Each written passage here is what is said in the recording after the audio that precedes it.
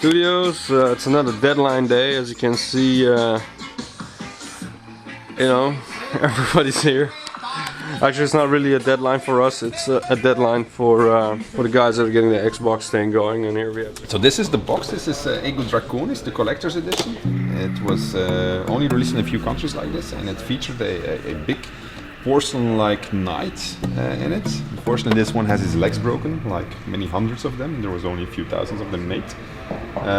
This is what it looked like. This is one of the few remaining pieces that is actually intact, and it was made in China, as you can see. And we're very happy, and you can open letters with it, so it's pretty cool. You look at the back of the box, what do you see? It says "Free the dragon within you." It's because in this game you could turn yourself into a dragon. It also claims that you have dynamic quest structure and all kinds of cool things which feature in an epic role-playing game. Looking back at this now and thinking of what was supposed to be on the back of that box, it's clear that we had to make really a lot of cuts actually. I remember that I went to the UK, pitched it to a major publisher, and the team had been working very hard on preparing a video, and this video was supposed to show the vision behind the game, so what all the things were that you were going to be able to do in the game. And so it showed you that you could turn yourself into a dragon at will, anywhere in the game. And you had massive, epic air-to-ground dragon combat. Well, what we actually did was not a single particle, that was just launching a fireball every 20 milliseconds at the enemy, and that made it look like a continuous stream of fire. But just a small moment, you really felt powerful, torching the earth.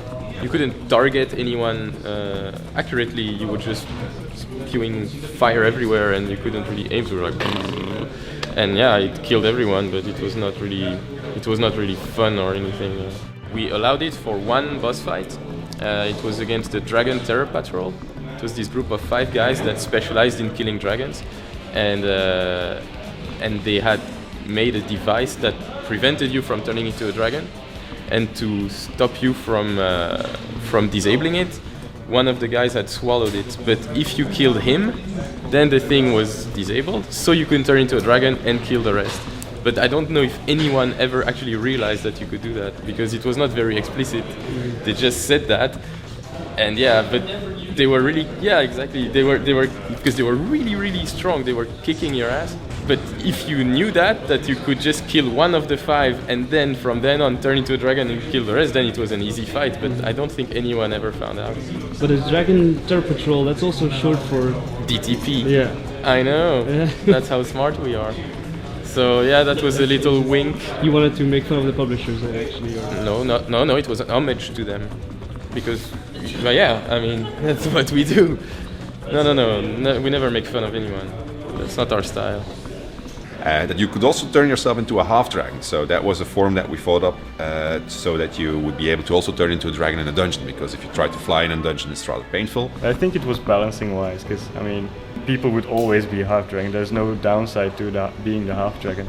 He got back into the game as a as an elf dragon, I think. Dragon elf. Yeah, dragon elf. That was the name.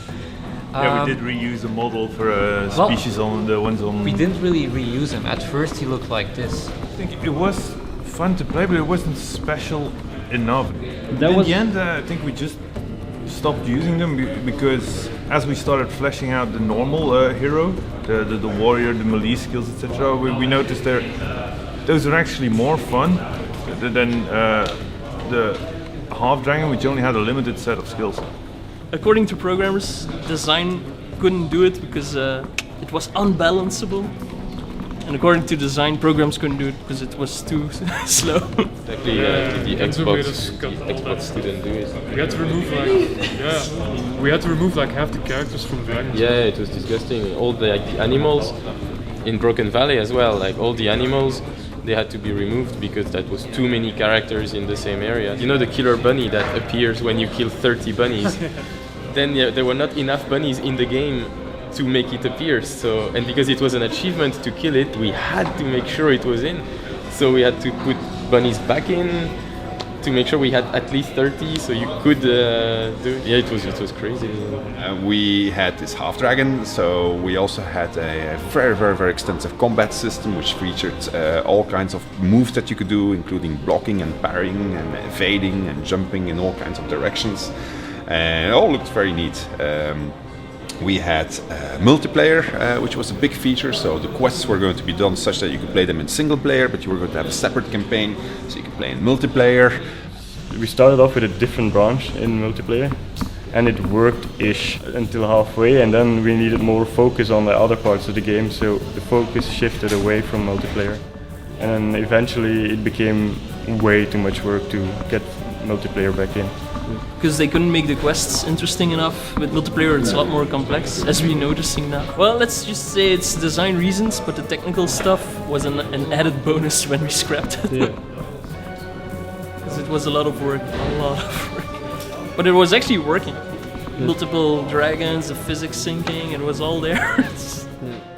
I think we had like 30 or 40 large levels that we were going to do, where in the end I think we ended up with 10 or so, or no, even less. Yeah, this is, you remember those? I do remember. I made most of that stuff.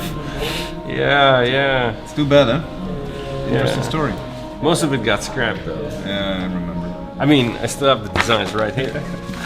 I remember I built this whole city, Emerald City, and then took like 6 months to build that thing, and then suddenly someone came and said, yeah, look, So it looks good, but we're gonna scratch it. When I see you holding this stuff, it looks like the design phase was already pretty far. pretty much, man. We had designed a lot of it actually. But for some reason it got scratched, right? Do you remember why? Yeah, I remember why. Apparently we couldn't make it to the deadline, and back then we were making Flames of Vengeance, and we might as well just kept it in and made it better with Dragon Knight Saga, like we did with the rest of the game. I remember you cried that day. I cried. You cried. I guess that's what happens in the video game industry. No, only to you. Yeah. You're working a lot slower these days. I'm working a lot aren't you? slower. I'm not making as much content. Yeah, it's better that way. It really looked awesome. We had a lot of It did look good. Look good. This is Black Ring Camp. Beautiful area. We had an enormous world, and a really big world, which was necessary because we had all these races that we were going to cover. You had the elves, and the dwarves, and the orcs, and the undead, and the imps, and the lizards, and well, all the races that were ever present in the previous divinities were present in this game world. As a Dragon Knight, you went around the entire world and met with all the races, and you had to convince all these races to send a delegation to the battle tower, and your battle tower would become sort of your headquarters, or where all your armies would amass. And once you had a big enough army to actually take on Damien and his armies, Actually, I've forgotten about that. you would have taken all these armies, and then in an RTS type of gameplay, you would attack with humans, dwarves, elves, other dragon knights. It's a whole lot of work, because just for the end game you need to implement an entire RTS, and not only that, you need to implement a tutorial so that people know how to play the RTS, and you're stepping away completely from a game that already had two genres, because you had the grounds RPG, regular gameplay, and then you had the dragon action combat sim. We had a battle tower, which was like a central hub where you were going to accumulate not only troops to help you in the end fight, but also cyclopses who were kind of servants that were going to serve you in this tower, and you could you could customize the tower like it would be a Sims type of game. So it was fairly extensive. Initially, when we were pitching this game, we were trying to sell it to the large publishers, but they weren't interested. They didn't believe that a team from Belgium was capable of doing that. Actually, one of the publishers even told us that Belgium was renowned for not having any artists, and I was so shocked by that when I came back, I vowed that I was going to put him in the game in a not so flattering role. And we did, actually. We made him the guy who is soul-forged to a chicken, and the player in the game is killing chickens all the time, so this guy is total in panic that his soul-forged chicken will be killed. So the pitching to the large publishers didn't work out, despite the best efforts of creating this movie that we had done, which showed all of the features.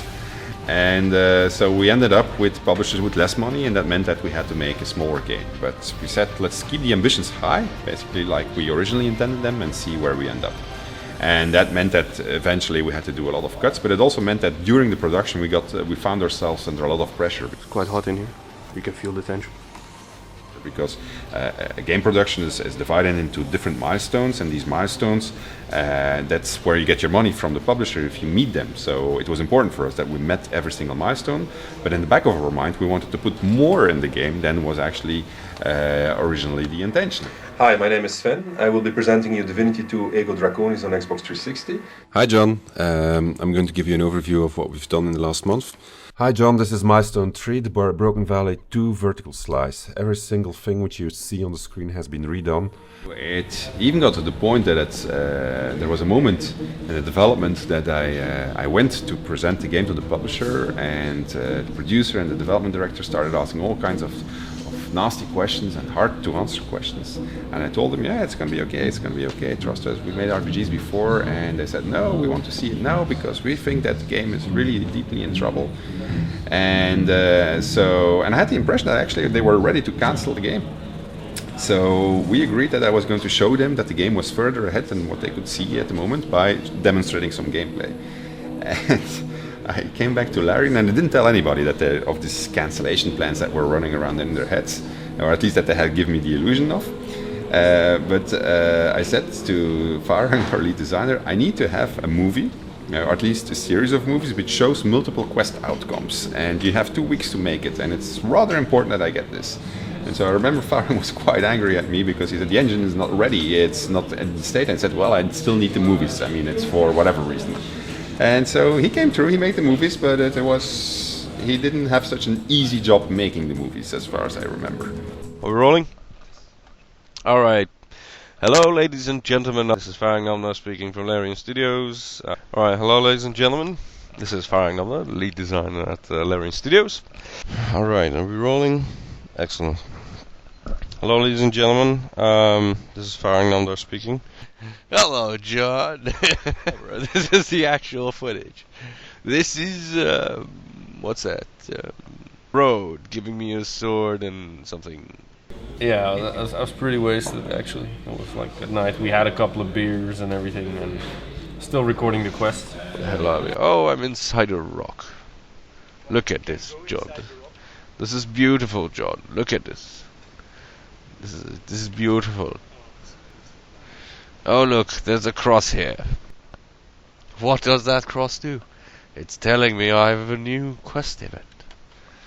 It's like chasing the dragon.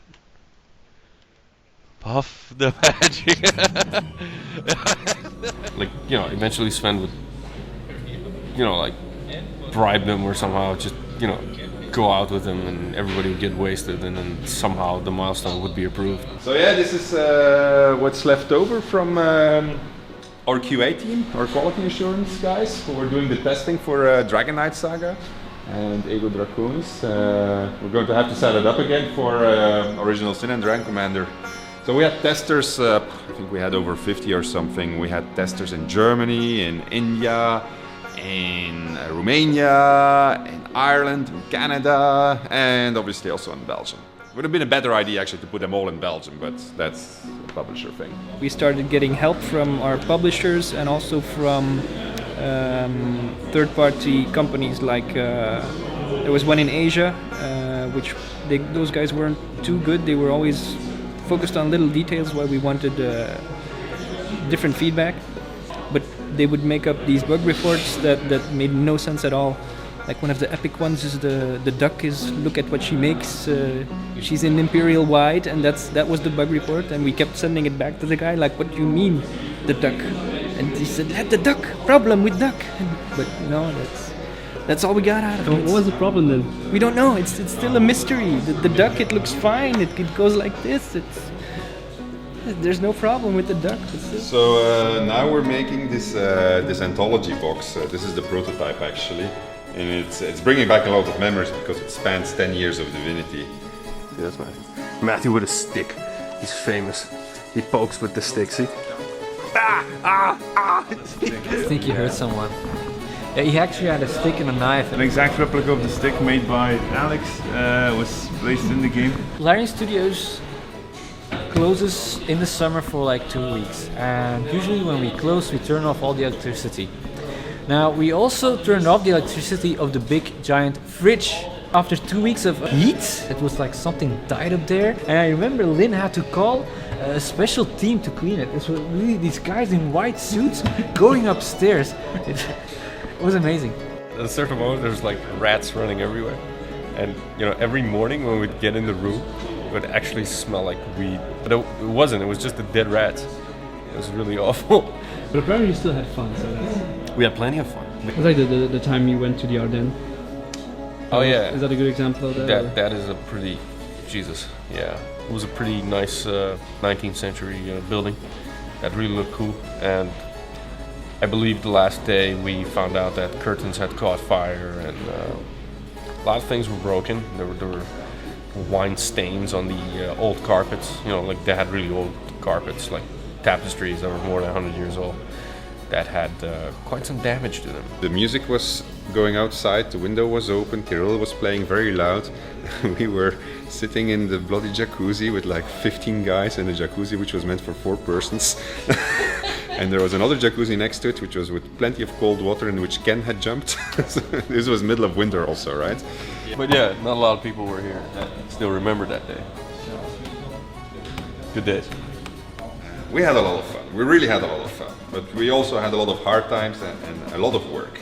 And there were a lot of sleepless nights, and the sleepless nights, they were not always caused by the actual work, but sometimes they were the strangest things. I mean, I remember Kirill flooding the office and getting a phone call at 3 o'clock at night by a panicked artist saying, Sven, come to the office. There's water everywhere. The water was really streaming down the stairs everywhere. It was seeping through the ceiling.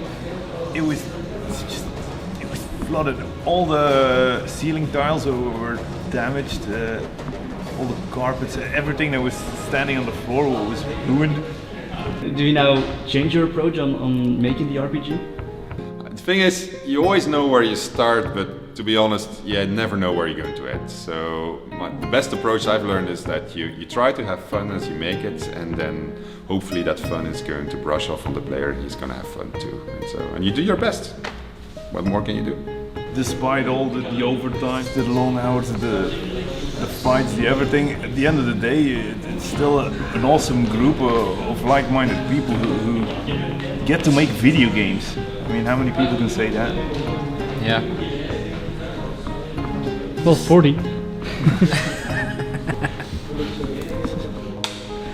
Yeah, it doesn't have a stick now.